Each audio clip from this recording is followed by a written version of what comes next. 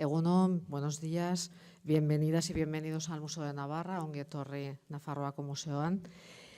Comentar que Susana Blas Brunel es madrileña, es historiadora del arte contemporáneo, comisaria independiente y desde 1999 es guionista del espacio cultural de televisión española Metrópolis, que quizá es un poco la faceta más públicamente conocida por la mayoría del público.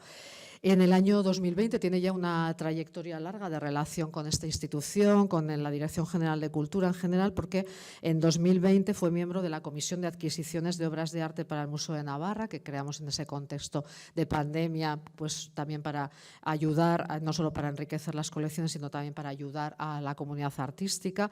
Y también en 2022 participó en el área de arte de los encuentros de Pamplona 72-22, que tanto éxito y tantas alegrías también nos trajo.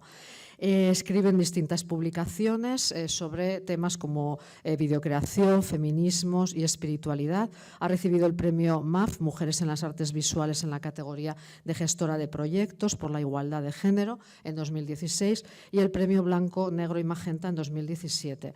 Es miembro del Consejo de Asesoras de esa Asociación de Mujeres en las Artes Visuales. Ha comisariado innumerables ciclos, exposiciones de múltiples artistas y bueno, pues es una comisaria muy reconocida a nivel nacional. Bueno, sin más, paso la palabra a Susana, que nos va a desgranar el concepto y nos va a explicar las diferentes instalaciones. Gracias. Bien. Bueno, muchas gracias, Susana, mi tocaya, que hemos estado aquí, ¿verdad? Siempre con las Susanas, que hay muchas en el museo, ¿eh? No somos nosotras solas, ¿verdad? Bueno, buenos días, muchísimas gracias por estar aquí, que siempre venir un domingo a lo que sea, ¿no? Cuando se quiere descansar y desconectar. Yo sé que ya en sí, bueno, pues un ejercicio de voluntad y hay que agradecer.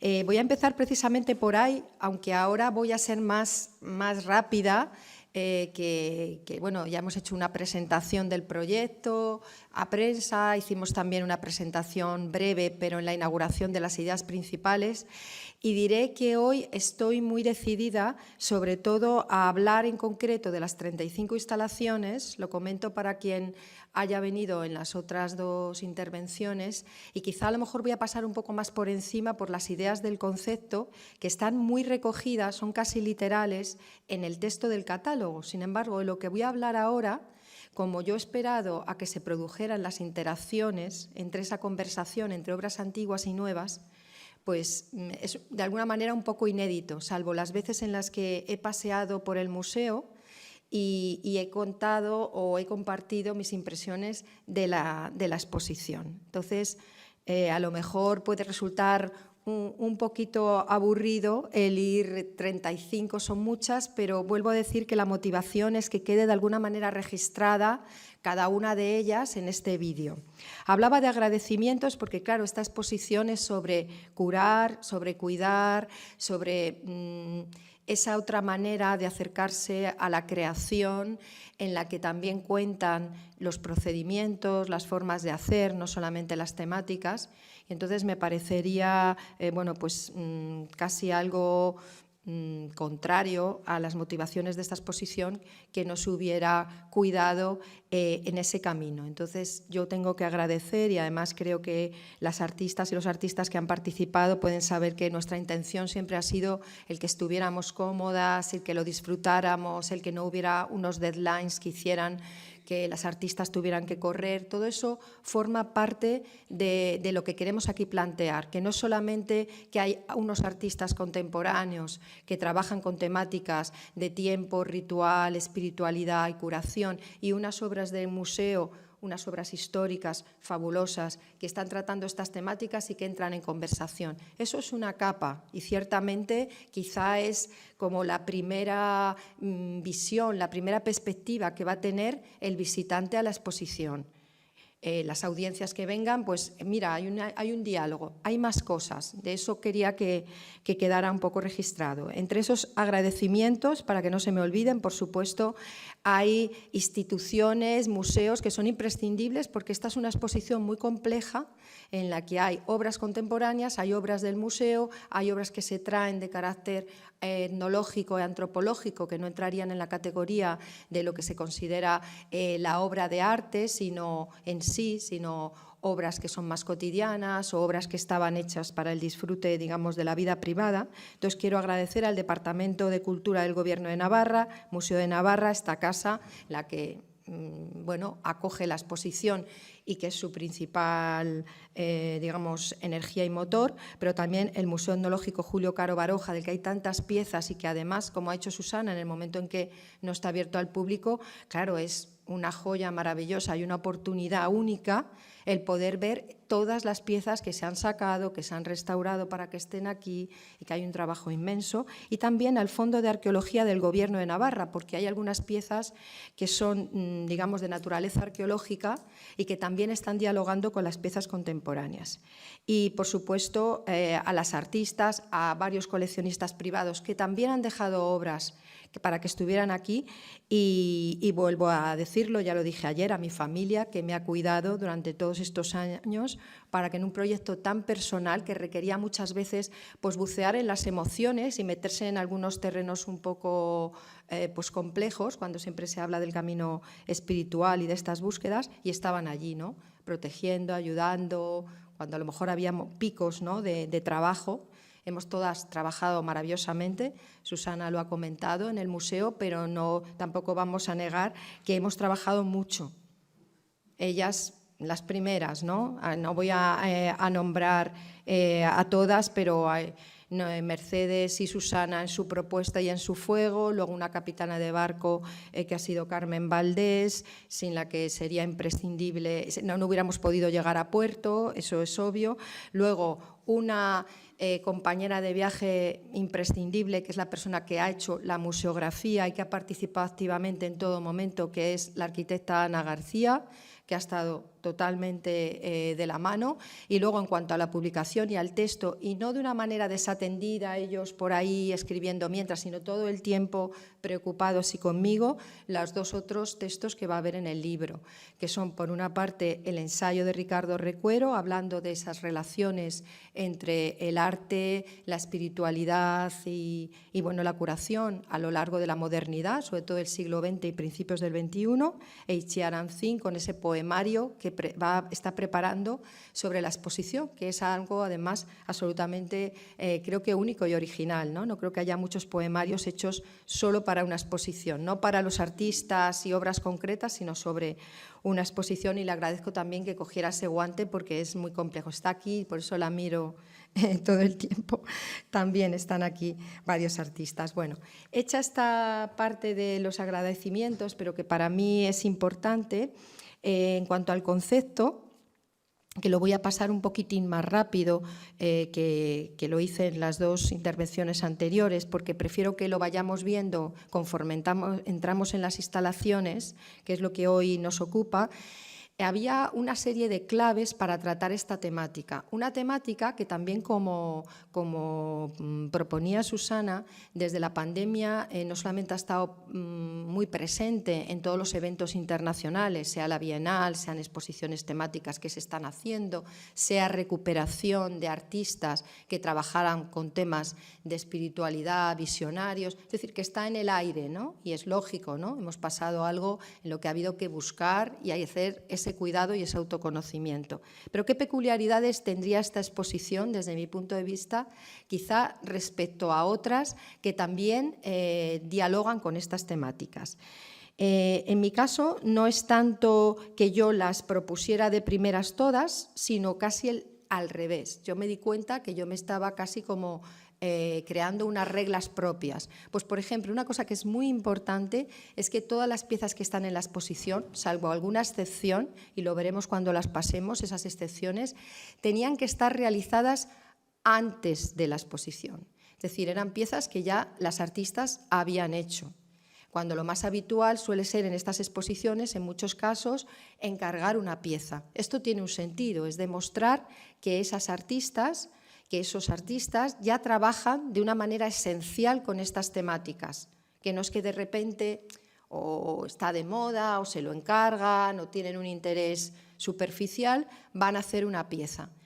Todas las piezas que hay aquí y todos los diálogos que hay aquí en esas 35 instalaciones entre arte antiguo y arte nuevo llevan mucho tiempo, o mucho tiempo de hacer la obra, o mucho tiempo en la preparación y en el estado en el que tiene que llegar un artista para llegar a hacerla, de manera que no tendría sentido en 1 año y medio hacer una pieza nueva. Sería una pieza, pues, por decirlo así un poco en palabras coloquiales, pues floja. ¿Por qué? Porque aquí hay mucha vida y mucha entrega y todas las artistas que están aquí están de alguna manera, yo usaría la palabra, iniciadas en estas cuestiones, sean desde el punto de vista en el que entiendan la espiritualidad, que para mí es fundamentalmente conocimiento intuitivo, más allá de cada uno desde donde lo pueda llevar, ¿no? Hay quien a lo mejor lo lleva desde asuntos más religiosos, otros más ritualísticos, otros más terapéuticos, eso da igual, ¿no? Hay muchas acepciones, pero esos acercamientos al final conducen a que son caminos lentos, procesos muy lentos. Yo a todas les decía, si ya habéis hecho todo para estar en la exposición, es que si no, no estaríais en la exposición. Nadie que no haya hecho ese camino puede estar con una obra que haya improvisado o que no contenga ya esa esencia. Eso era clave. Luego, también para mí era muy importante el que, bueno, de alguna manera yo estableciera, aunque solamente fuera por una conversación o por alguna relación presencial o muy directa a través, en el caso a lo mejor más extremo, de una persona muy cercana, una relación cercana y personal, aunque sea mínima, de una conversación con esa persona, ¿no? Aquí no se ha encargado ninguna obra que de repente yo veo en una revista de arte y digo, va con el tema y se encarga.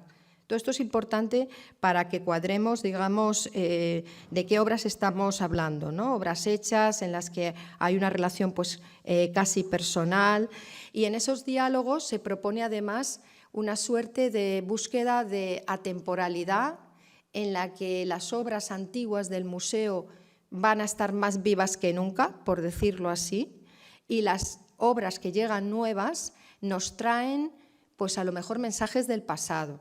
Yo hablaba que hay como un movimiento en los dos sentidos. Por una parte, las obras parece que te traen como un flujo de influencias, de temporalidades pasadas, es lo que yo, citando a Didi Iberman, comentaba esa idea suya de que las formas, las imágenes no son de nadie, que dice Didi Iberman, el filósofo, ¿no? Atraviesan los tiempos, vienen de algo antiguo y al mismo tiempo también citaba en el texto y en la presentación otra cita de John Berger que dice es lo mismo, pero un poco desde el otro lado, las obras son profecías, traen futuro, ¿no? Esto ha pasado aquí montando, y eso sería para escribir otro libro y otro poemario, muchos momentos en los que de repente, había algunas obras que se habían anticipado a cosas que iban a pasar en este mismo 2023 y traían vestigios de eso que iba a pasar. Es decir, ese clima de atemporalidad estaba muy presente. Todo esto había que trasladarlo espacialmente y ahí Ana García ha sido clave. Y entonces ella ha propuesto muchas ideas y hemos dialogado mucho también con las artistas y los artistas, porque claro, yo les he enseñado a los artistas las colecciones y ellos han hecho una primera propuesta a lo mejor, o yo lo veía tan claro que yo he decidido, ¿no? Y he dicho, mira, esto lo veo, muy bien, esos han resuelto a lo mejor algunos muy rápidamente, otros han pedido una cosa muy concreta y se ha intentado conseguir. Ha habido un cruce, digamos, de intenciones, de motivaciones en las que estaban el deseo de las artistas, mis deseos, lo que técnicamente se podía conseguir y lo que se podía hacer, ¿no? A veces quieres una pieza pero no se puede colgar ahí o no se puede. Eso ya nos bastaba para decir, pues si lo que sucede conviene, sigamos por aquí, por otro lado. Aquí no hay ninguna intención ni de que sea la obra más sobresaliente de ningún artista, ni de que... No, cada una de las 35 instalaciones, en el fondo, son pulsadores que nos ayudan a entrar en ese artista, pero pueden ser hasta fragmentarias, etc.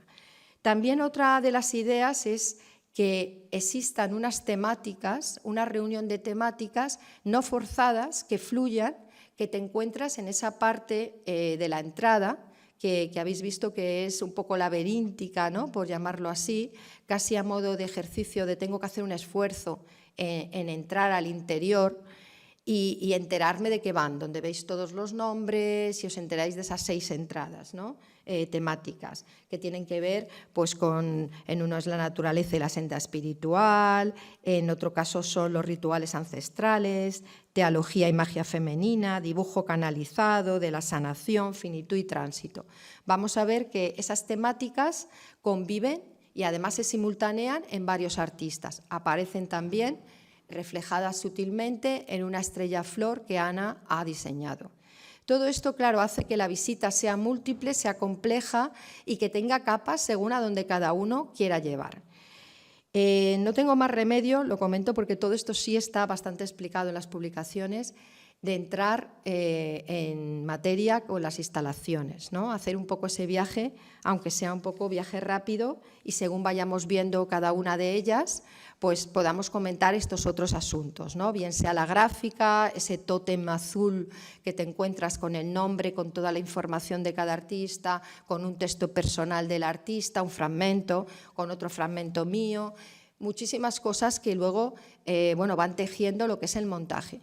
Pero para entrar ya en lo que supone, por ejemplo, la planta baja, que es habitualmente, claro, donde está la sala de exposiciones temporales y donde a lo mejor en un principio hubiéramos ubicado la exposición exclusivamente, ¿no? Lo que pasa que luego, digamos que fuimos ya extrapolando y extendiendo el concepto a todo el museo, ¿no? Bueno, todo no, es la primera, segunda y tercera planta, porque ya el diálogo entre contemporáneo y contemporáneo me parecía mucho más complejo. Entonces nos hemos quedado en el diálogo entre las obras del siglo XX y XXI, que son las que tienen las artistas y los artistas que están en la exposición, y hasta el siglo XIX, ¿no? Relación con la cuarta planta no hay. La exposición se inicia con una obra que está un poco fuera, ¿no?, que es la obra fuera de lo que es la sala, de Emil, que es una intervención en la reja. Si os dais cuenta, claro, esto tiene un sentido, porque en la exposición también yo he intentado que esas formas de acercarse a estas temáticas sean muy variadas en disciplinas y en maneras de abordarlas. No se trata de hacer solo una exposición de arte conceptual, o solo de pintura, o solo de escultura, o solo de performance, sino de que también estén representadas las distintas disciplinas. Y en el arte urbano hay realmente bastantes artistas que tienen una relación con esas cosas que ocurren, digamos, esas geometrías ocultas y mágicas, hasta esa numerología que ocurre en la ciudad, y Emil es uno de ellos.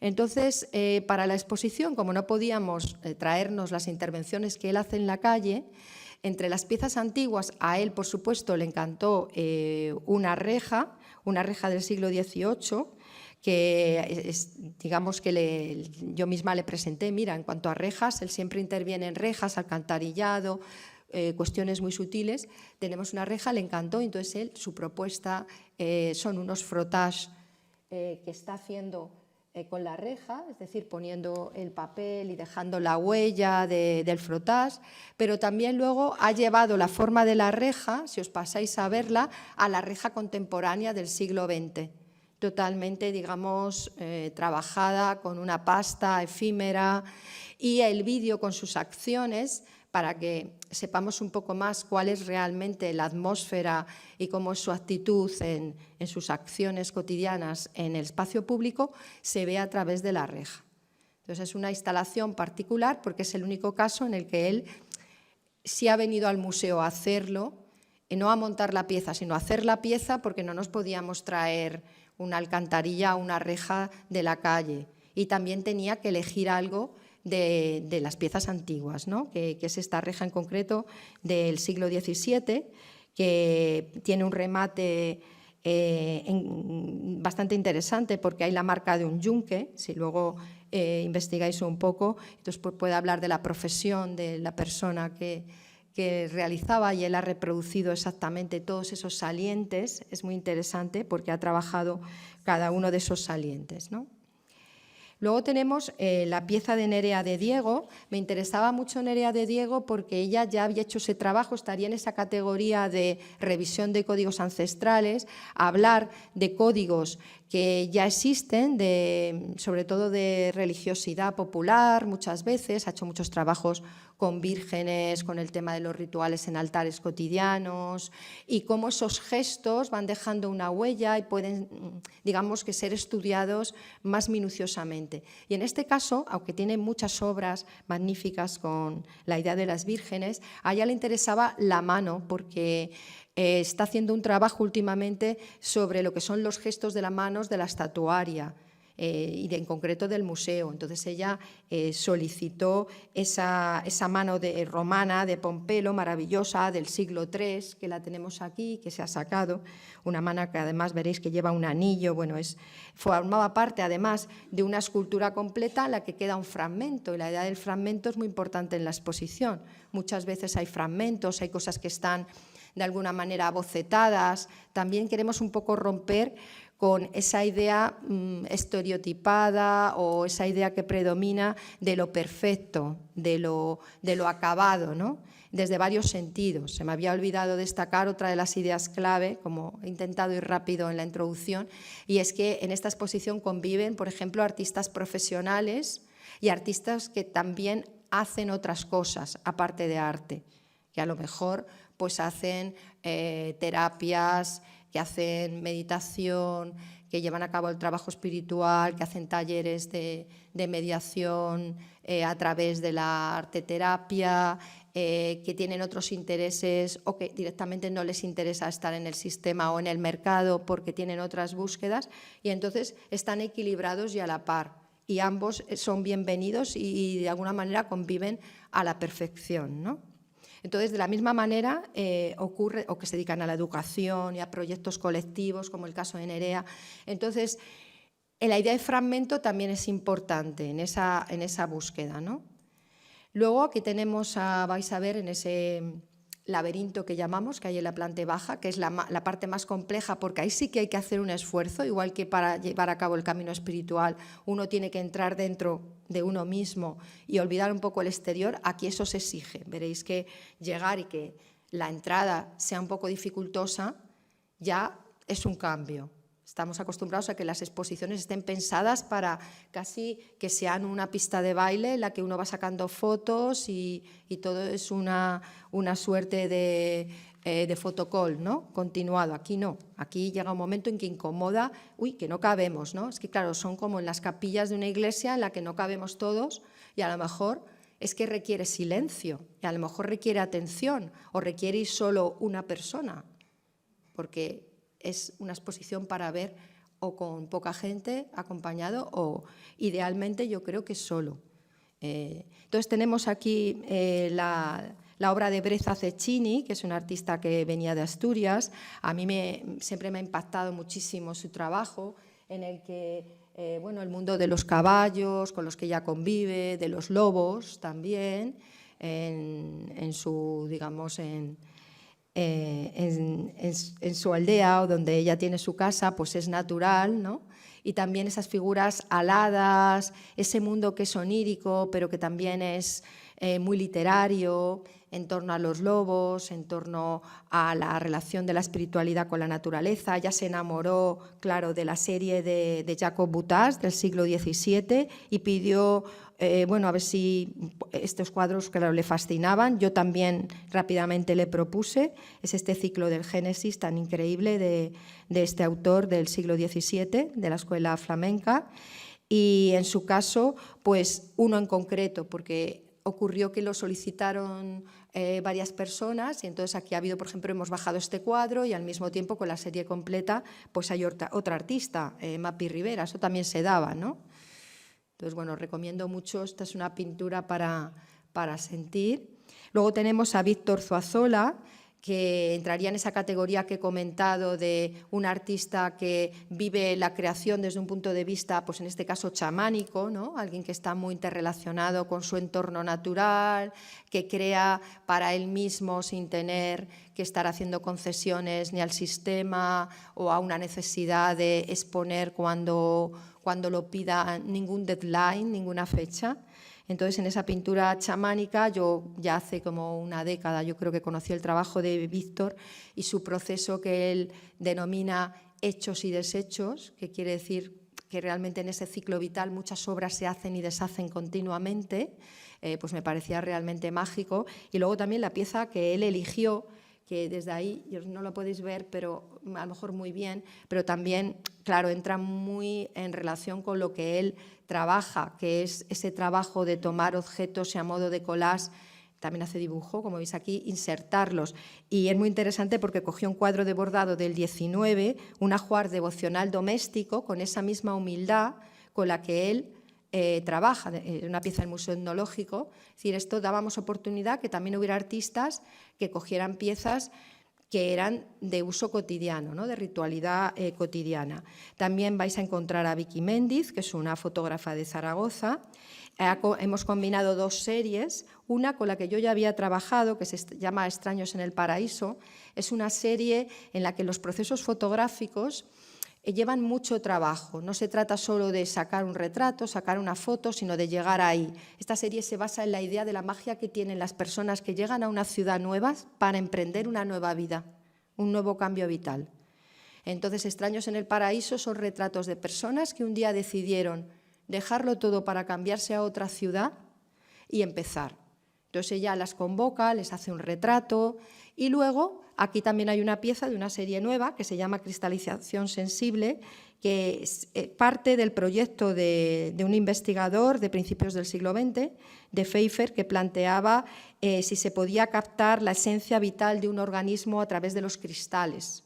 Entonces ella está haciendo una serie fotográfica en la que también el trabajo mecánico también es complejo, ahora no lo podemos explicar, interviene. Entonces ella, entre digamos, la instalación que me preparó, unía estos dos proyectos, porque yo siempre les solicitaba a algunos artistas si era posible, a no ser que fuera una instalación muy compacta, si eran pocas piezas, incluir piezas de dos momentos vitales del artista, para volverse a seguir y volver a reforzar que lo que has hecho sirve, que esa carrera de siempre lo nuevo, siempre corriendo, siempre preparar una pieza nueva, todo lo que hemos hecho como si se va quedando ahí, todo lo contrario, esas piezas son las que están cargadas, esas piezas son las que me interesan. Entonces ya combinó dos épocas diferentes y luego solicitó el amuleto de castaña de Indias, también del Museo Etnológico del siglo XIX, que claro, servía para curar pues, muchos procesos, tanto del cuerpo de las mujeres, porque estos son todos retratos de mujeres,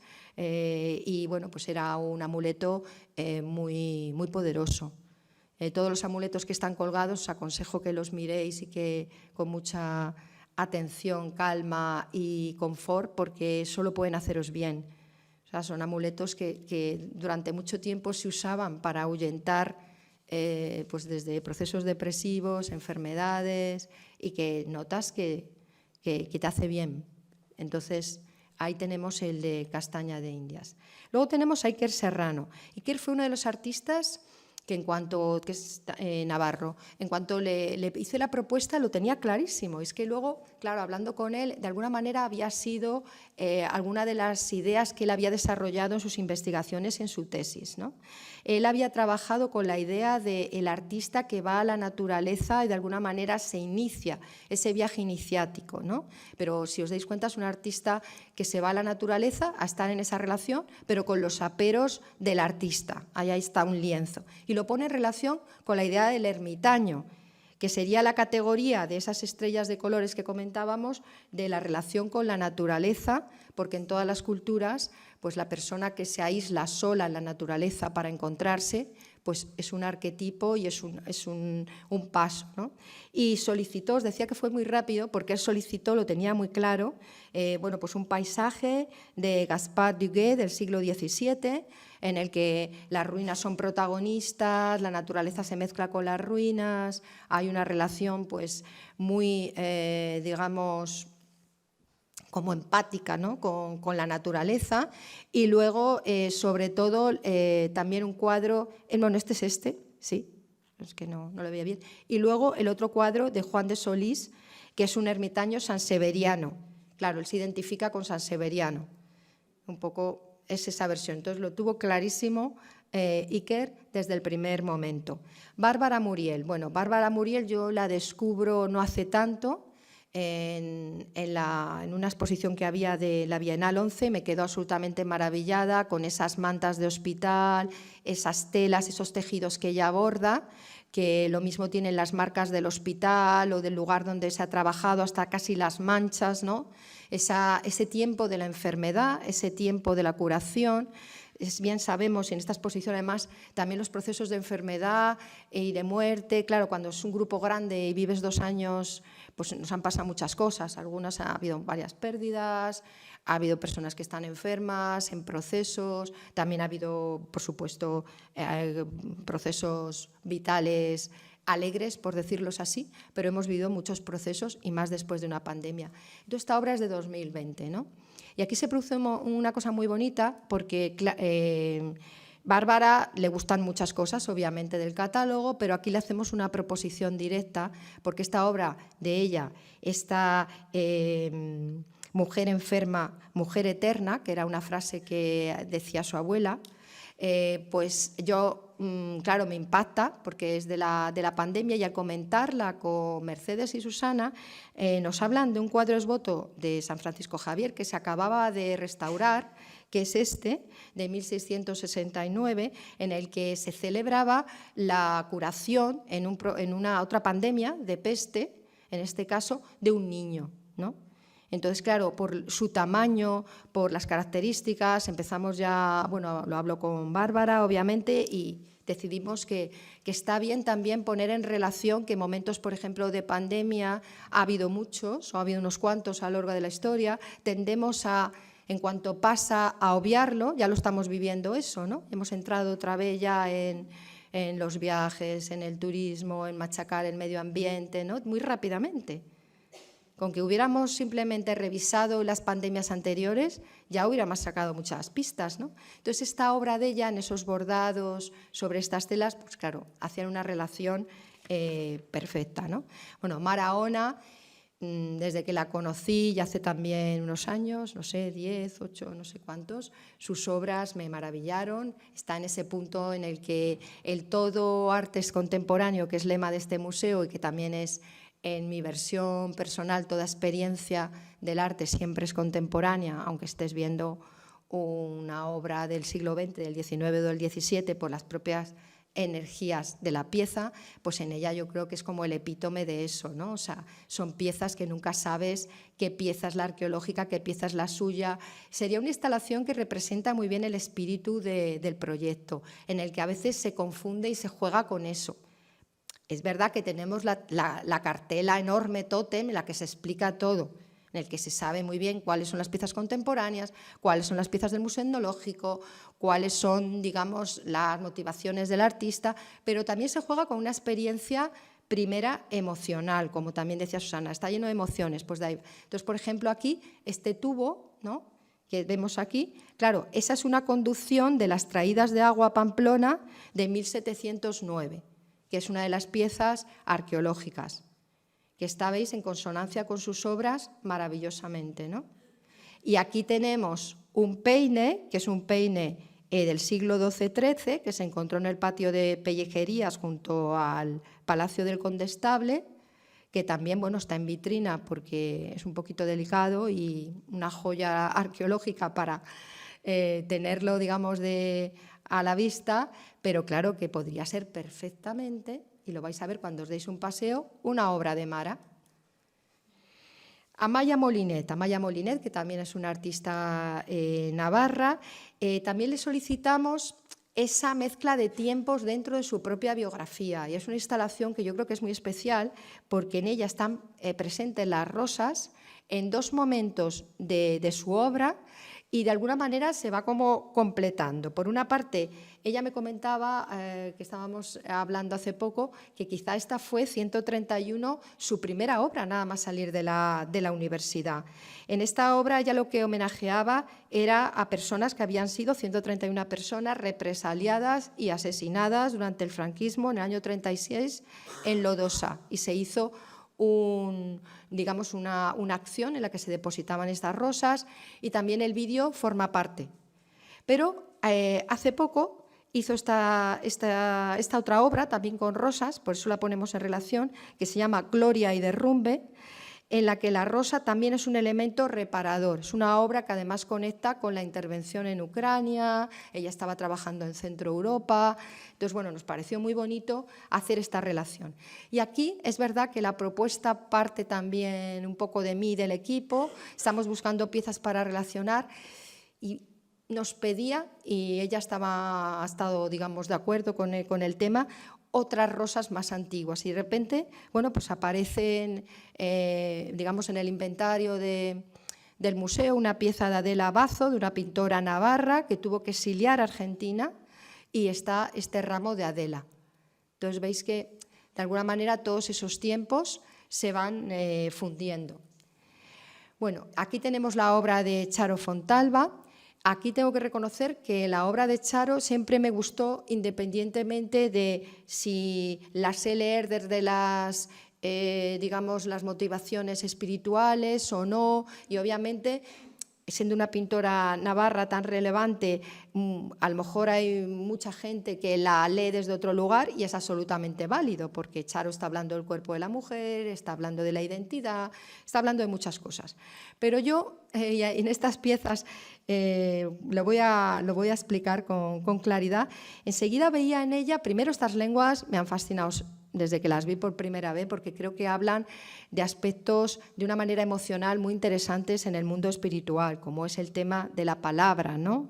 La palabra y la no palabra, entre el silencio, el mantra, el hablar y no hablar, en el caso, el pasarlo por el cuerpo, la vibración, el tema de que además las mujeres en la espiritualidad, y ahí está esa categoría que se llama teología, no teología sino teología, que tenemos digamos, en el catálogo de temáticas, la mujer ha estado un poco relegada también digamos, en los últimos siglos de las prácticas oficiales religiosas, que no quiere decir que no haya sido pilar, chamana y energía vital primigenia de lo que ha sido la ritualidad. Entonces a mí me parecía que estaban estas lenguas hablando de muchas cosas y sobre todo en relación con esta otra pieza.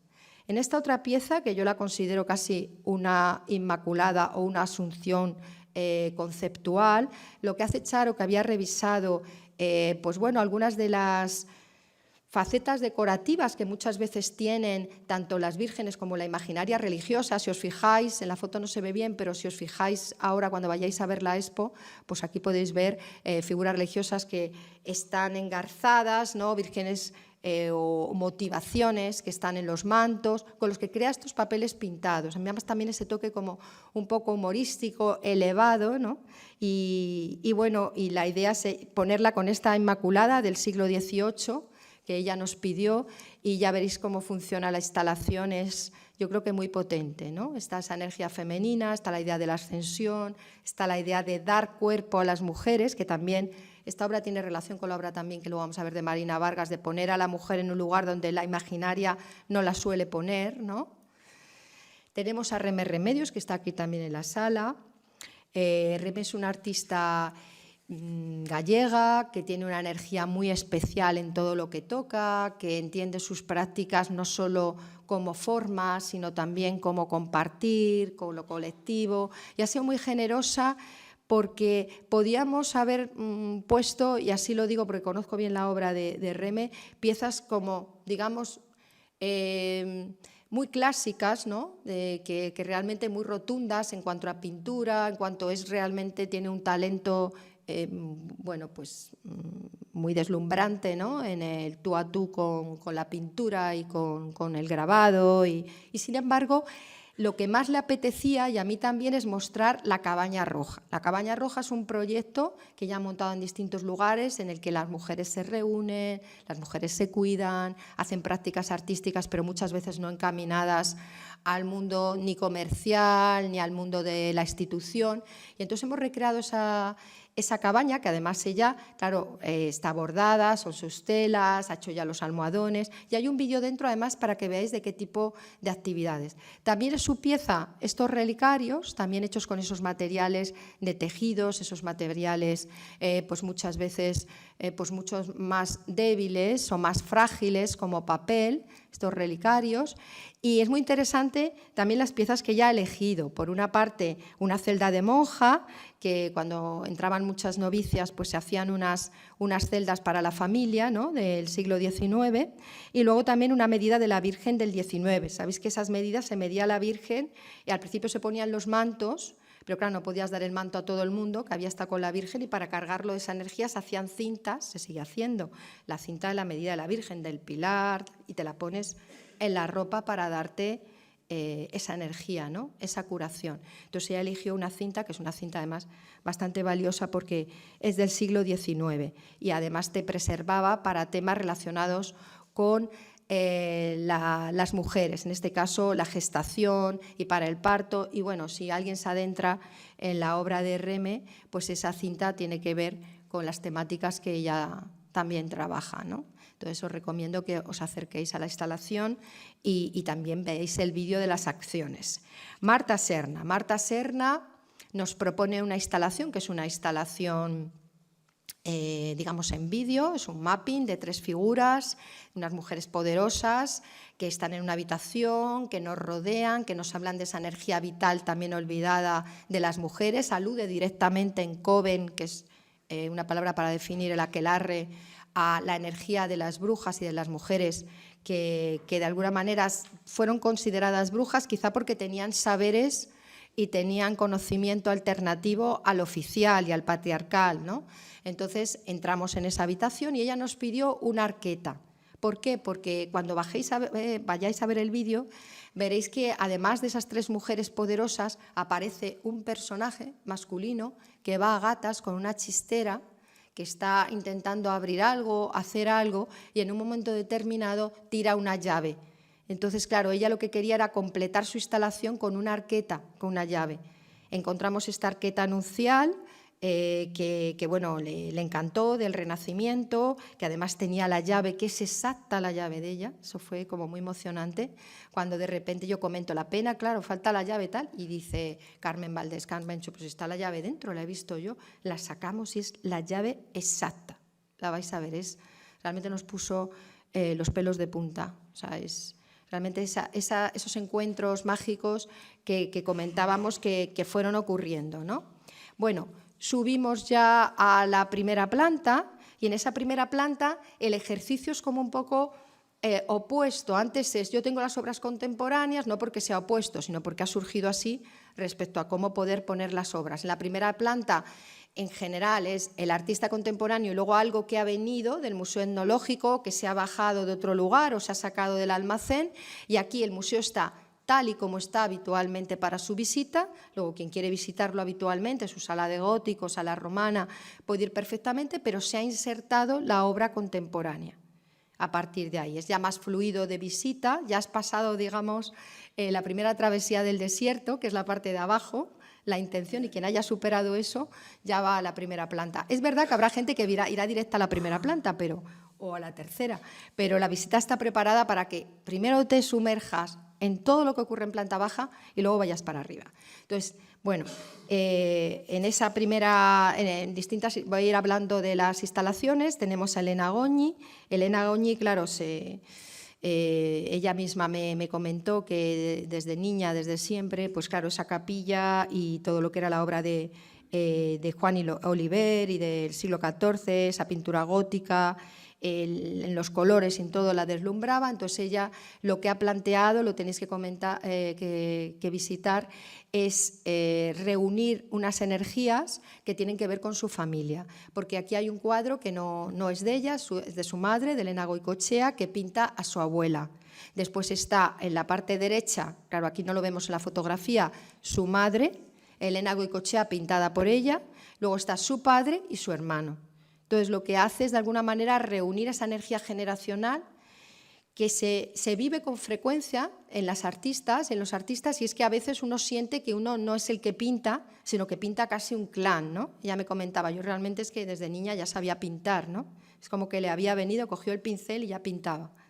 No es tan exagerado, pero casi. Hay un espíritu, ¿no?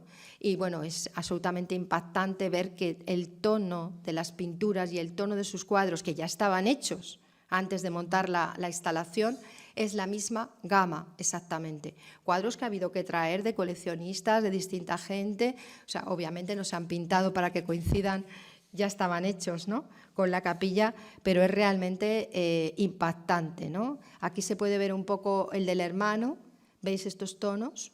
Es realmente también sobrecogedor. Tenemos la instalación también en esta planta de Felipe Ortega Regalado. Felipe también responde a esa modalidad de artista que he comentado, que hace arte, hace dibujo en sus últimos años fundamentalmente, dibujo canalizado, dibujo que él considera que recibe una serie de energías, pero que no le pertenece tanto como a lo mejor la idea que puede tener un artista que piensa más tradicional, que piensa que realmente lo que hace parte de él, de su individualidad, de su ego, ¿no? En el caso de Felipe tiene un libro de poemas y de dibujos que se llama No soy yo quien dibuja. Creo que eso lo dice todo, ¿no? Entonces hemos puesto de 2 series, siempre son formas que tienen que ver con la naturaleza, con las piedras, con partes del cuerpo. Entonces cuando yo fui quien le ofrecí los capiteles románicos, comenté, creo que esa esencialidad tuya va a funcionar perfectamente, ¿no? Y luego él se enamoró de una garra, viendo las colecciones del etnológico, la de uña de tejón, que es verdad que la pidieron varios artistas, y que al final hubo que decidir quién, pero él con ese ímpetu y sobre todo porque hizo un pequeño dibujo para colocarlo, con un desierto en el que se insertaba. Bueno, es una instalación que creo que representa también esa sensorialidad entre la convivencia, entre lo nuevo, lo antiguo, también sin agresión, ¿no? Y bueno, es también muy conmovedora. Tenemos también la obra de Clara Durán, que es una fotógrafa de Madrid. En el caso de Clara, es una artista que yo había conocido en Rumanía, curiosamente, aunque es española, y que me había llamado la atención porque ella lo que hace es fotografía que luego pinta minuciosamente en acuarela, es decir, que son piezas únicas y que vienen de un proceso que no es un proceso de fotografía simplemente al uso, ¿no?, de posado o de encuadrar estéticamente una composición, sino de procesos energéticos muy auténticos. De hecho, ella hace talleres de pintura energética, de yoga, etc. Entonces, claro, estos relieves prerrománicos de Villatuerta, cuando yo entre las cosas que le mando a Clara, lo ve, ¿no?, y parecía que algunos hacían yoga, que obviamente no es el caso, a lo mejor son orantes, pero en esta exposición se trata de que algunas piezas dialoguen desde el interior, otras desde la forma y otras desde realmente el análisis iconográfico preciso. En este caso fue más intuitivo y es una instalación que yo creo que es, no sé, como muy entrañable y muy hacia el interior y muy, muy especial. Tenemos también en esta planta la instalación de Abigail Lazcoz, que creo que entiende perfectamente que con esas columnas, esos miliarios, esas columnas romanas y esos mosaicos hay que intervenir de un modo rotundo, porque lo que pasa cuando empiezas a subir en el museo es que, y hay que reconocerlo, la energía de las piezas antiguas te devora. Eso es evidente, ¿no? Pero yo creo que aquí Abigail gana la partida. Ella había trabajado con unas piezas que están talladas en madera, que su origen son pequeños amuletos y pequeños objetos de culto, pero están en madera y hechos a gran tamaño. Pues a lo mejor son figas, un tótem doméstico, una caja de adivinación, son estos objetos, o que parezcan abstractos de madera. También están estas piezas, digamos, de pared, y aquí se produce también un fenómeno interesante, y es que esta jarrita es de su proyecto, aunque le hemos puesto la vitrinita para que esté preservada, y el objeto también que ella trae de fuera son 2 moldes de esboto de ojos para cera, los esbotos de los ojos para el esboto de Santa Lucía del siglo XIX, y acercaros y vais a ver que de primeras, quien no esté demasiado especializado en esbotos de ojos, te parece que esta es una pieza contemporánea, que la podía haber hecho Abigail, y te parece que la jarrita africana que ella ha traído y que forma parte de su exposición y que ella misma ha participado, sería la pieza que ha traído de las colecciones del etnológico. Entonces, claro, también es una instalación que sirve muy bien, aparte de que crea una energía de una simbiosis absolutamente fascinante, para explicar el concepto de la exposición. Aquí también tenemos un poco esa idea, ¿no? Una de las temáticas también es finitud y tránsito, de esas 6 categorías, y yo ya, claro, conocía muy bien el trabajo de Mavi Revuelta, porque de hecho hice una exposición, digamos, sobre ella y un libro, hemos trabajado mucho juntas, y cuando le propongo qué piezas quiere participar, porque ya el tema de la muerte está muy presente en su trabajo, pues al final, claro, salen los esqueletos, ¿no? En esas estelas romanas, unos esqueletos que de alguna manera purifican esa idea tan atroz del esqueleto, ¿no? Que casi no lo queremos ver, y los convierten en esqueletos que están hechos, pues, de materiales tan delicados como el fieltro y el cuero, y que el cráneo son como materias preciosas, ¿no? Y que encajan también, pues, encima de estas estelas, ¿no? Planteando también, pues, temas no solamente de muerte, también de perdurabilidad, de qué es lo que consideramos que va a perdurar, porque estamos tan obsesionados a lo mejor con la fama o con el éxito profesional, cuando pasado un tiempo, pues como bien sabemos, intentas saber quiénes son las personas de las que hablan con tanta efusión esas estelas y ya pues no las recordamos. Ahí lo dejo. Otro artista que interactúa directamente en el espacio, también en la zona de las aras romanas, de los mosaicos, es Sixte Paredes. Sixte es un artista urbano, hay 2 artistas urbanos en la exposición, Emil y Sixte, en este caso es de Barcelona, que aunque todo su trabajo lo ha desarrollado en muralismo y es una de las figuras del arte urbano español, porque estuvo en la exposición de la Tate, y bueno, hay pocos artistas que hayan estado ahí, ¿no? En un momento determinado tiene también una crisis o planteamiento, como lo queremos llamar, espiritual, entonces marcha a Perú para conocer de mano, a lo largo de años, no marcha a un viaje y rápidamente viene, no. Tiene una familia que es amiga, participa con esos artesanos, está años con ellos y aprende la técnica, digamos, textil, para poder hacer estos tapices tan increíbles, y también la de la cerámica milenaria, que sabéis que es muy compleja porque hay que enterrar, hay que buscar ese calor natural. Entonces es muy divertido porque están metidas aquí las cerámicas de Sixte y a no ser que te acerques casi no sabes que están y que leas la cartela. Se ha puesto la museografía un círculo azul debajo y entonces cuando vayáis pues se podrá identificar, ¿no? Pero bueno, es un trabajo también bastante interesante y como diálogo también formal, pues es muy bonito.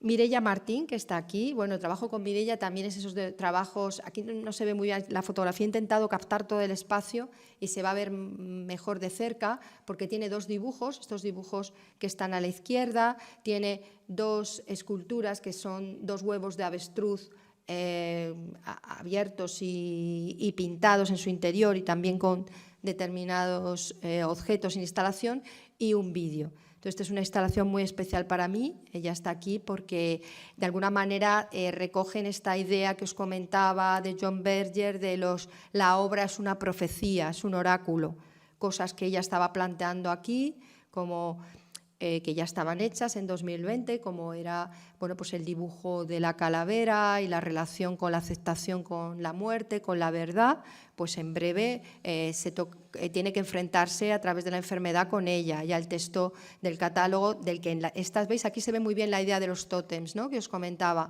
En cada tótem hay un texto del artista, un fragmento. Están todas las obras antiguas y nuevas. Está la estrella en el que se pintan las temáticas que toca. Y os decía que Mireia, en ese momento, los dibujos van por delante de ella, porque los dibujos, ella luego se enfrenta con en este caso con su cabeza, digamos, rapada, ¿no?, más que rapada, pues sin pelo después del tratamiento. Puede tocarse, el texto es sobrecogedor, los huesos de la cabeza. La propia relación entre el cráneo y entre el huevo de avestruz y entre el nacer, ¿no?, y el renacer, que siempre está en su obra, ¿no?, que en el camino espiritual también acontece, que es como si se rompe un huevo, ¿no?, o como si el cráneo... Hay muchas relaciones y, en su caso me pareció muy bonito. Teníamos estos restos, ¿no?, de arte hispano-musulmán, es que es como muy delicados, ¿no?, de Tudela. Lo vio bien, yo se lo propuse. Este es un caso en el que yo le propuse el lugar, creo que había el espacio para poder recorrer los huevos, para poder ver esos restos. Es un trabajo muy, muy especial. Ángela Moreno, con Ángela también, está aquí también, ha sido un trabajo muy bonito porque también nos conocimos en un momento determinado, especial, cuando precisamente estuve en ese jurado de adquisiciones que estaba comentando Susana, y ella tiene también esa relación de espiritualidad que yo llamo con la naturaleza, con los procesos femeninos, con la búsqueda de esa espiritualidad ritual, fecunda. Entonces, tiene aquí dos piezas magníficas en las que hay hilo de plata y metal sobre papel, son unas verdaderas joyas. En las que también le propuse, claro, esta parte, digamos, de escultuaria románica, porque es muy esencial, y ella todo el tiempo me decía, nada que sea muy decorativo. Entonces, al final, que sea muy sencillo todo. Entonces, esas dos piezas entroncaban. A mí siempre me gustaba además mucho que hay una figura femenina que es esta, me he pasado, esta figura femenina que no tiene cabeza, y que se relaciona muy bien con esa idea precisamente de fecundidad. Esto lo he ido descubriendo estos días que he estado por aquí, esta figura, que además es una figura bastante considerada también, aparte en la instalación, o sea, como pieza del románico. En este caso son de la catedral, ¿no?, de Pamplona. Y también dos joyas de ella, si os dais cuenta que se ven muy pequeñitas, es solamente una foto un poco para hablar, pero son dos joyas de ella en la que ha trabajado con esa plata y con el ámbar, plata tejida del ámbar, y claro, ella pide, si es posible, sacar esta pieza, que es una esfera, un amuleto del siglo XVIII, que tenía muchos poderes. Es una esfera de cristal, no solamente desviaba el mal de ojo y otra serie de males, sino que servía casi para curar de todo, ¿no? Y la ves y ves el reflejo que hace y casi no tienes la menor duda de que nada malo te puede pasar si la miras mucho, ¿no? Y ya si la llevas, imagino, tiene que ser impresionante. Entonces os recomiendo, aparte de ver la instalación, cómo ha quedado el trabajo de Ángela, ver muy en concreto ese amuleto. Quizá a mí el que me ha resonado como de los más poderosos de la exposición. Es del siglo XVIII, una esfera de cristal, y el reflejo que hace es absolutamente impactante. Luego tenemos a Juan Fernández Álava.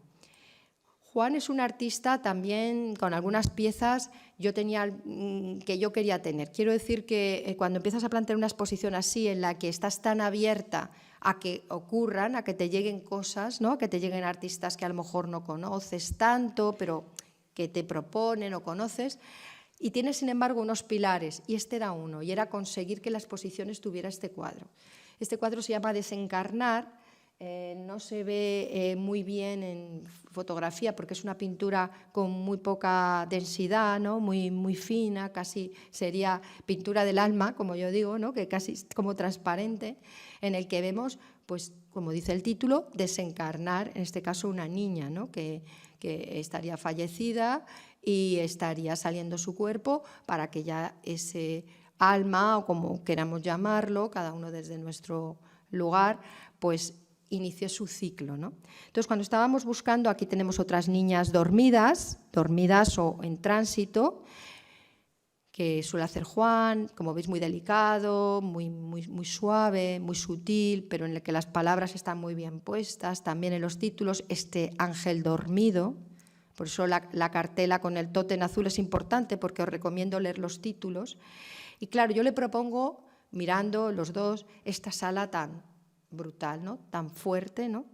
En el que tenemos, claro, unas obras que de primeras claro, con esa pintura tan sutil, de repente ese crucificado gótico, ¿no?, del siglo XV, esos cuadros de Pedro Díaz de Oviedo, el martirio de San Andrés, realmente esa Virgen con el niño, ¿no? Son unas piezas rotundas que casi están proponiendo otro tipo de muerte, ¿no? Una muerte que te impacta por lo dura que es, por lo sangrienta, por lo fuerte, pero que al mismo tiempo, y conforme vas viviendo la sala, ves también su relación. O sea, no son apuestas. También en esta imaginería de Cristo se está proponiendo esa vida que se vuelve al ciclo, a reencarnar. De hecho, es la reencarnación, ¿no? La vida esa nueva que propone también el cristianismo desde su lugar. Entonces, no para nada era decir esto es opuesto a lo otro. Al final se encuentran, pero sí dos maneras muy distintas de vivir algo que es lo natural y seguramente lo único que todos tenemos muy claro, ¿no? Que es que tenemos finitud. Entonces, es una sala en la que el contraste también impacta y, bueno, estoy muy satisfecha porque es una de las temáticas. Una de las temáticas es tránsito y finitud. Después tenemos a Javier Garcerá.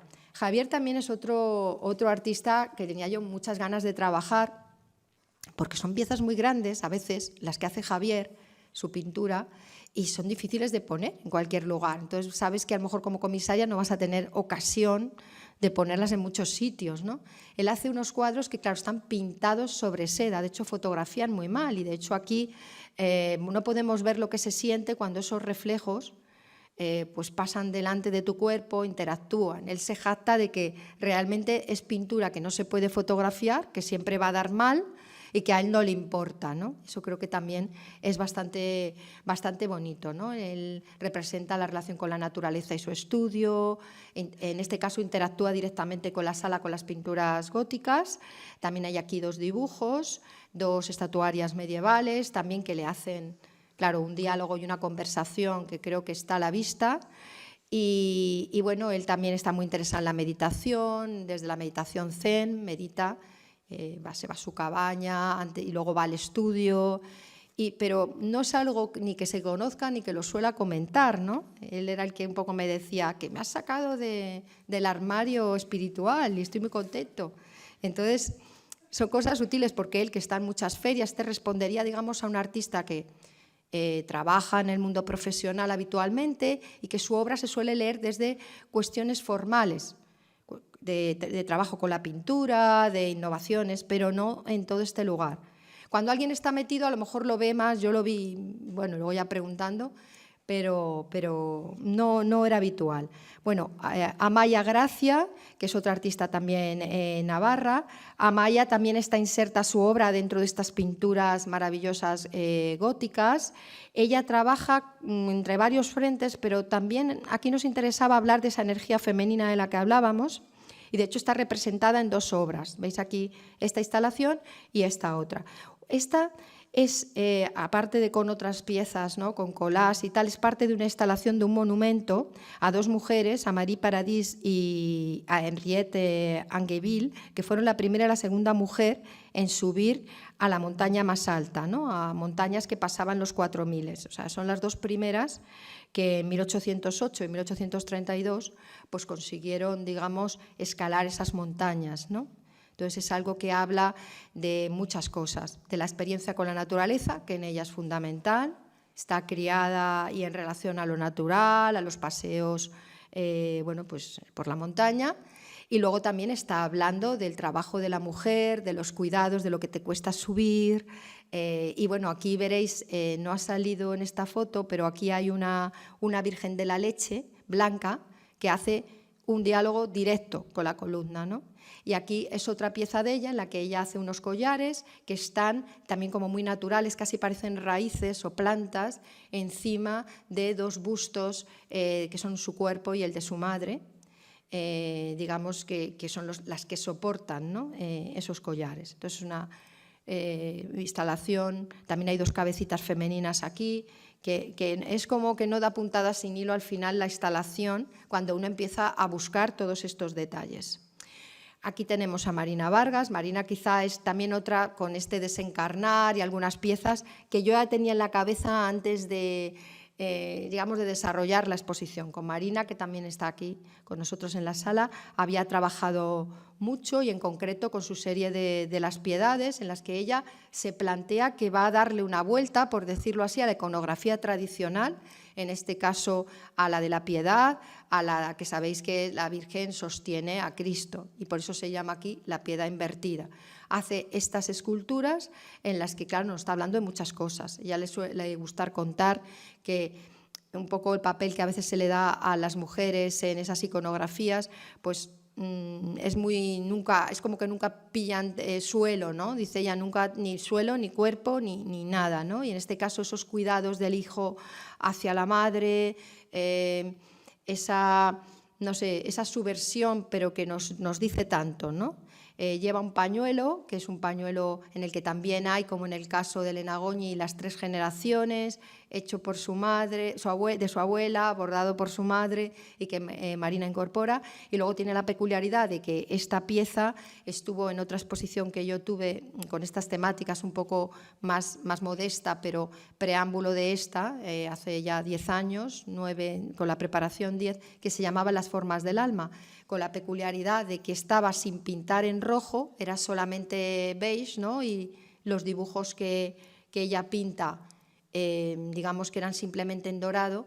Y también le ocurre que, como a Mireia, sufre un proceso de enfermedad después de la pandemia, y durante pues, sus sesiones de quimio, de radio y su debilidad, decide que lo único que puede hacer en el estudio, porque además estar enfermo y en pandemia, pues ya sin los demás no podíamos salir, cuando se abrió un poco estando enfermo y débil, pues todavía menos. Y entonces ella lo que hace es que, como puede, casi a gatas, como a veces me decía, empieza a añadirle el rojo.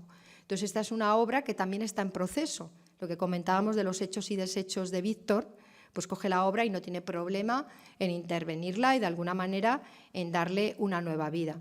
De ella hay otra pieza, a veces he colocado piezas de 2 momentos, porque necesitaba poner algo de la hora y me pareció muy interesante que ella había visto en esos moldes de la radioterapia, para las que estéis en ese proceso, tengáis familiares, sabéis que se hacen unos moldes de poliuretano para que cuando te van a dar la radio no te muevas en el punto de tu propio cuerpo. Entonces ella vio que eran, claro, que dejan la huella exacta y así cada vez que vas a la sesión pues ya no se mueve la máquina, ¿no? Entonces ella vio que eran como esbotos contemporáneos. Entonces solicita unos moldes al médico, se los da y ella los recubre de pan de oro, que son estos 2 que tenéis aquí, y luego nos pide 2 objetos que estaban en el etnológico. Uno también es uno de los moldes bivalvos, en este caso de una cabeza, porque esta es una cabeza, está la cabeza ahí y la parte de arriba de la espalda, y luego también un talismán protección que necesitaba, que en este caso coge un corazón porque el Sagrado Corazón está muy presente en su iconografía, que se usaba para proteger a los niños, ¿no? Para que no murieran en el nacimiento de una manera, digamos, rápida. También creo que este era del siglo XIX. En esa misma sala tenemos una obra de María Bueno.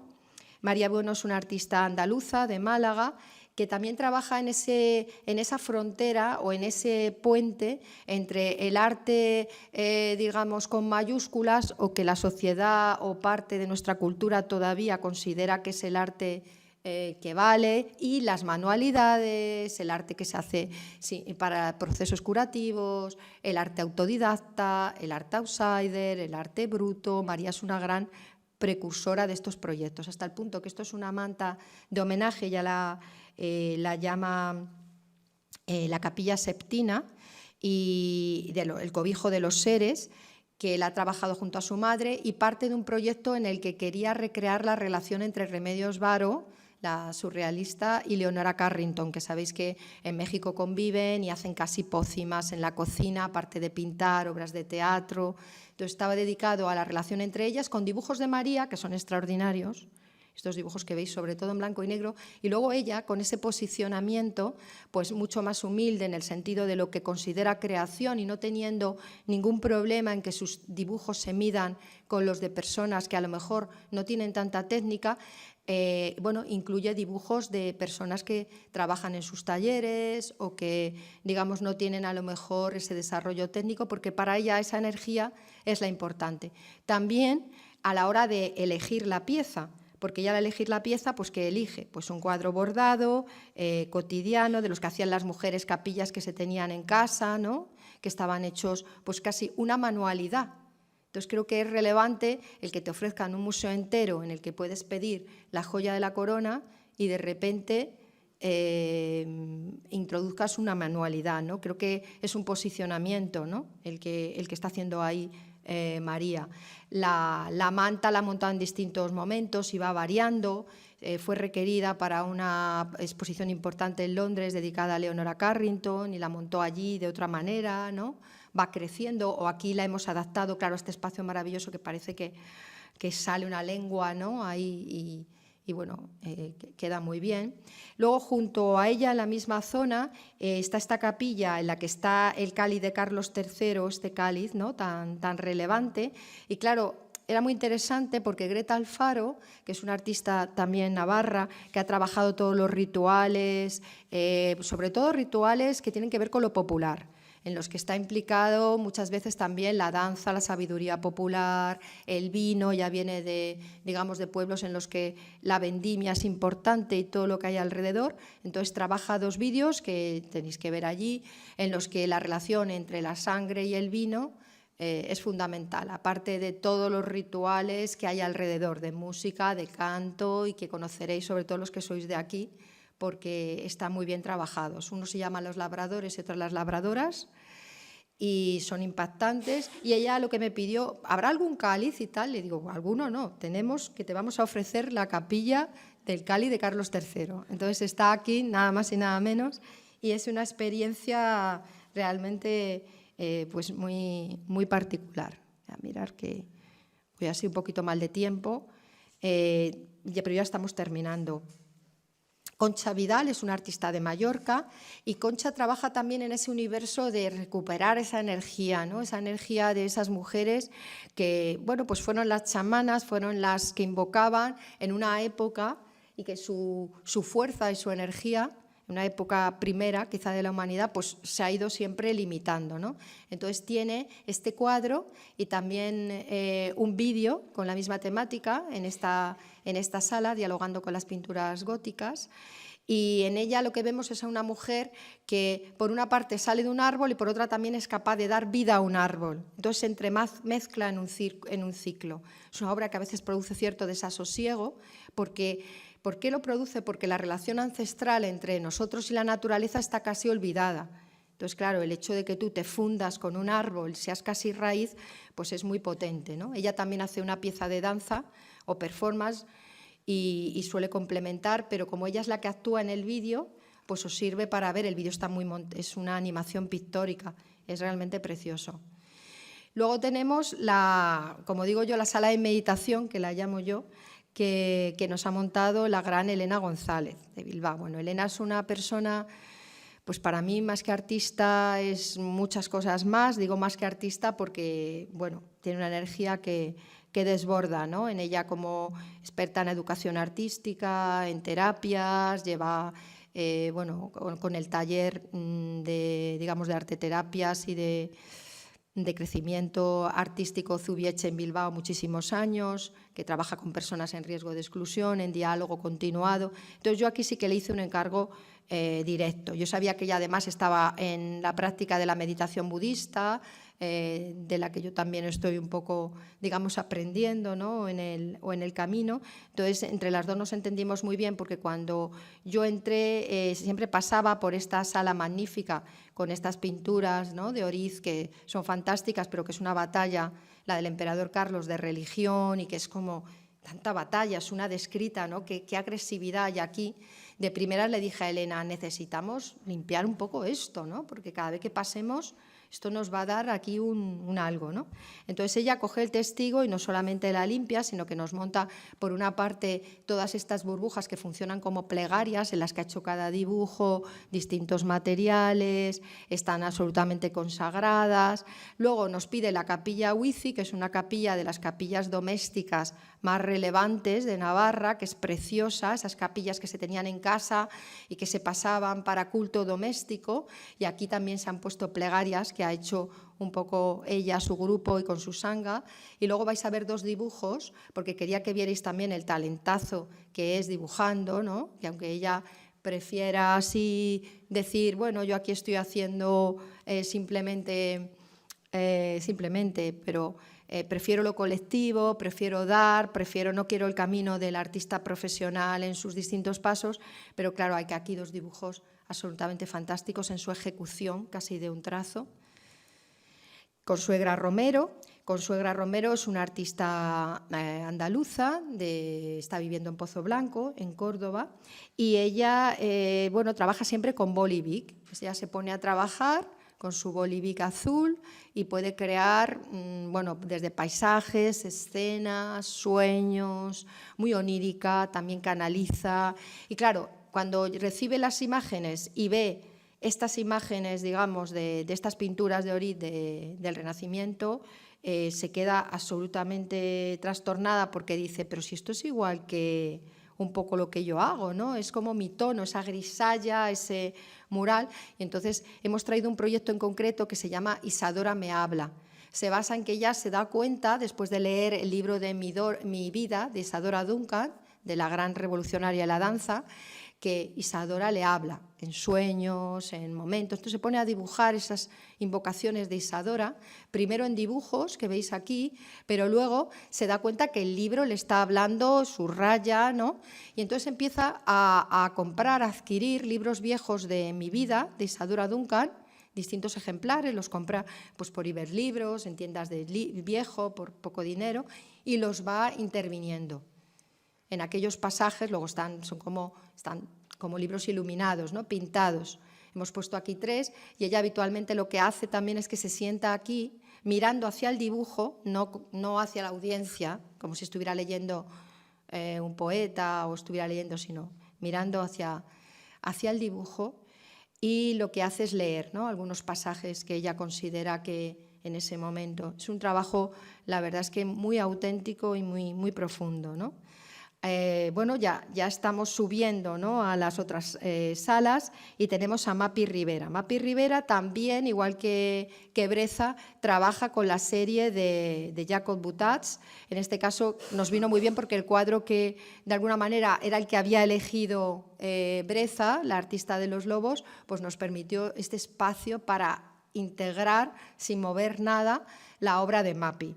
Mapi lleva como 25 años en este camino, no es una artista que de repente pues haya decidido trabajar estas temáticas. Su tesis está hecha sobre esto, tiene un libro que os recomiendo muchísimo, sobre todo el arte visionario, pero desde la visión de las artistas, no desde la teoría.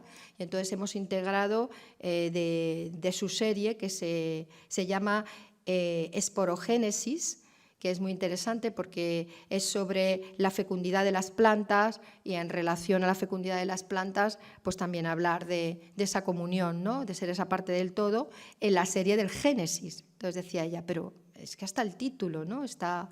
Y luego unos de sus dibujos canalizados. Ella también canaliza, es decir, es un poco como lo de Felipe Ortega, que no es ella exactamente, sino que se pone en canal, se pone en plotter, como yo digo, es como que le pasa, y son unos dibujos absolutamente fantásticos.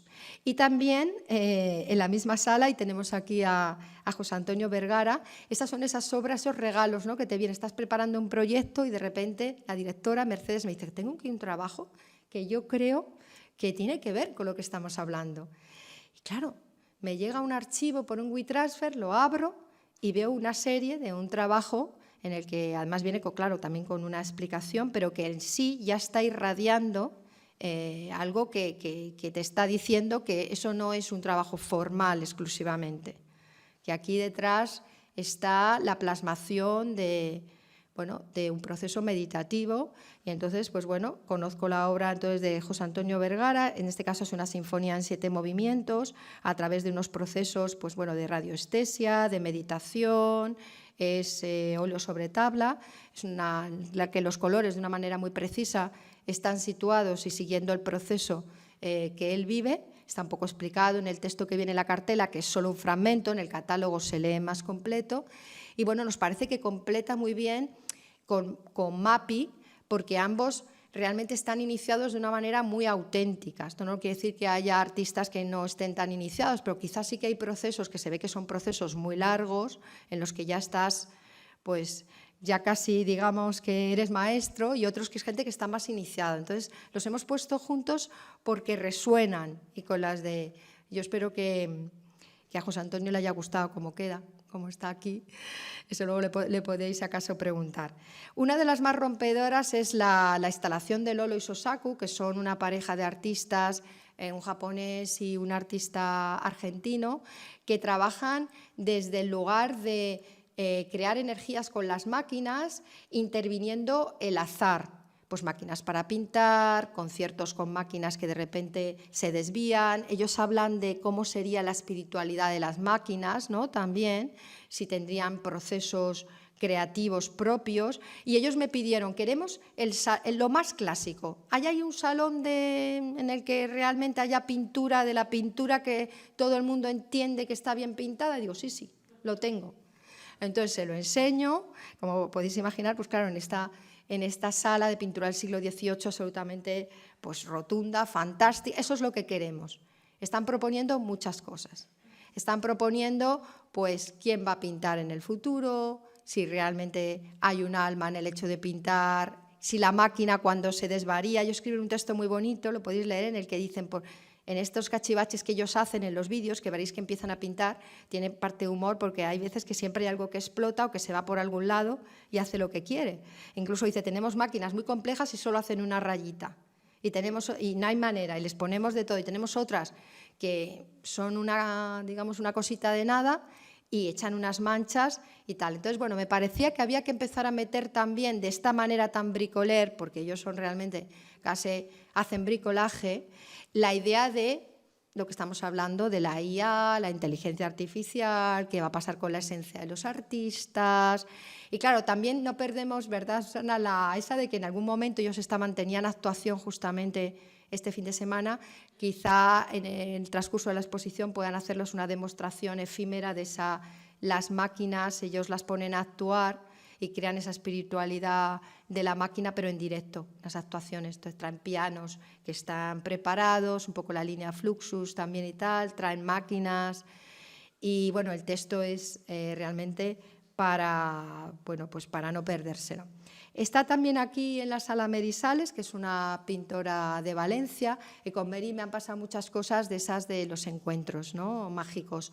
Ella me llama para que vea su estudio cuando tenía una residencia en Madrid, en la Casa de Velázquez. Yo voy, descubro un cuadro que ya me deja loca, que ya no pienso en otra cosa, que es este cuadro en el que, bueno, pues es un poco la despedida de su padre en ese momento de tránsito, y esa mano que agarra la otra mano. Ahí ya tengo claro que la quiero para la exposición o para las primeras esbozos de la exposición. Pido alguna otra obra para complementar, y en esas obras para complementar aparece esta serie absolutamente maravillosa en la que su mono de trabajo, que realmente es un autorretrato de ella, ese color rojo que simboliza el cuerpo, que simboliza la sangre, esa sencillez de lo que es el mono de trabajo, pero bueno, también esa maestría en la manera de pintar, quizá pues una de las pintoras más, desde mi punto de vista, pues más pintoras, ¿no?, de las que tenemos en la exposición, por la calidad de su pincelada, de hacer los pliegues.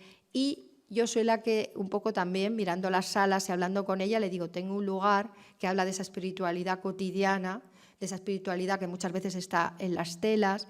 Ella, explicando la exposición ayer, se fijaba también en las miradas, ¿no?, esas miradas que nunca son de frente. Y luego mirad, ¿no?, esos destellos, el rojo aquí, el rojo de las telas aquí, esa madre que enseña a leer, ¿no?, y los pliegues, una instalación que también es muy especial, ¿no? Que es como para sentir y vivirla, ¿no? Llega uno allí y dice, uff, qué destello, ¿no? Me ha dado esto. Porque claro, hay que decir que no se toca ningún cuadro de los que hay aquí.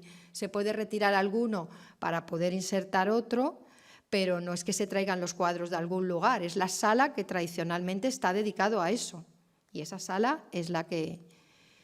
Y luego aquí pasa un poco lo mismo. Esta es una sala que está dedicada a esa temática de la pintura de arte y naturaleza, y cuando Elba Martínez me presenta la serie y esa espiritualidad también como muy cotidiana, ligada a su entorno natural, a su familia, esa máquina de coser que tiene una tela que parecería que es como una virgen cuando la tapas, ¿no?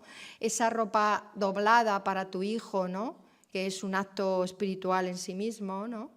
Entonces se ha insertado la serie en lo que es la sala, ese paisaje, veis las flores, del entorno también de Navarra. Ella además ha hecho un poema que está aquí, que podéis leer, y también pidió un corazón de estos corazones que son para hacer también los esvotos de cera, ¿no? Ahí está. Y la última. La última, el espacio estaba vacío al final, al terminar esa tercera planta, porque ahí se suelen poner exposiciones también temporales, y también me comentan, bueno, pues ahí puede ser una especie, la última obra, ¿no? Y había una obra también de las que siempre pensé alguna vez instalar.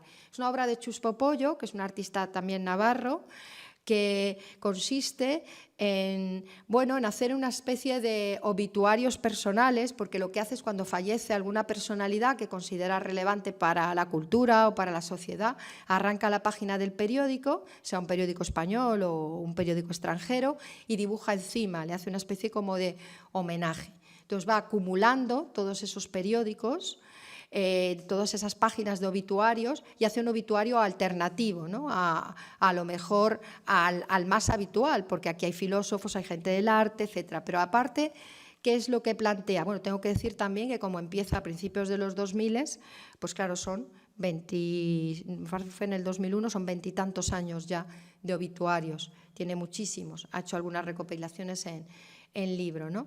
Entonces, bueno, pues aquí de qué se habla, pues un poco lo que hablábamos con las estelas romanas, ¿no? ¿Qué es lo que va a perdurar? ¿Qué es lo que consideramos que es relevante en un momento determinado? En cuanto a los... Y lo pone con unas estelas discoideas que además, elige que no estén puestas verticales, sino un poco generando otra relación con los obituarios, y que hablan también de eso, ¿no? De los homenajes a personas fallecidas, con la peculiaridad, que también estábamos comentando ayer el grupo, de que, claro, la hoja de papel de periódico es realmente muy, muy efímera, ¿no?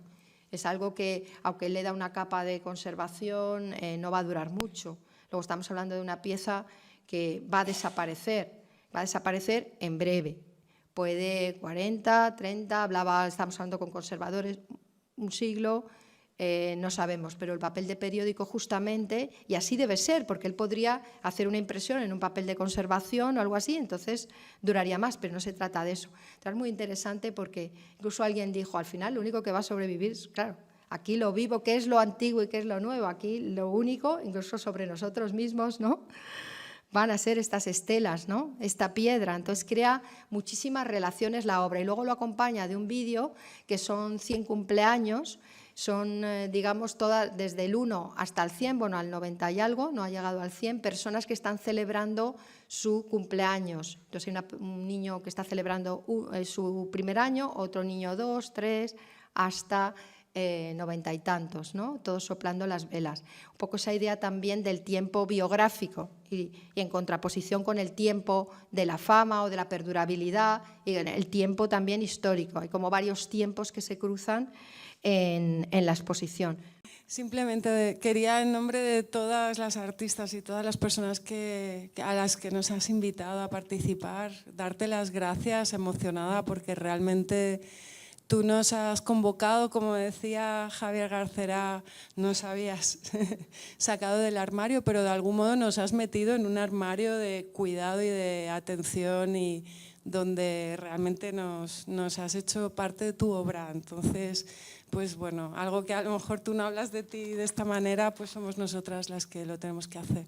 Así que muchísimas gracias por habernos convocado y habernos hecho que nos conozcamos y que cuajemos de este modo tan bonito contigo. Pues muchísimas gracias. Muchas gracias. Muchas gracias.